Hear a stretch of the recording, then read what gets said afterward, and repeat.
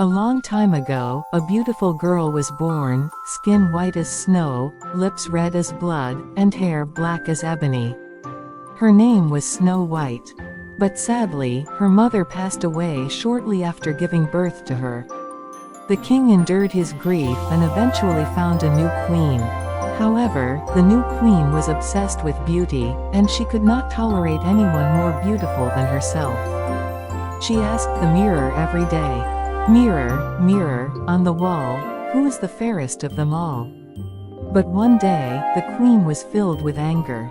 When the mirror answered that Snow White, not her queen, was the prettiest in the world. The queen gave a cruel order to her hunters to take Snow White to her mountain and take her life. Her huntsmen took orders from her queen, but her heart was weakened by Snow White's innocence and her tears. So he let her run away.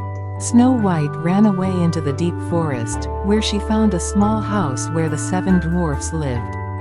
Snow White lived with her dwarves, who took care of her daily household chores. Her warm heart and her beauty made the dwarves love her very much. They had happy times together, eating and talking.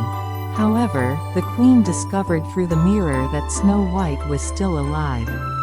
And she sold apples that the queen had made with her poison. Snow White ate the apple and fainted, causing her dwarfs to think she was dead, much to her great sorrow. The dwarves put Snow White in her coffin and placed it in her forest. Then one day, the prince was passing by and found Snow White.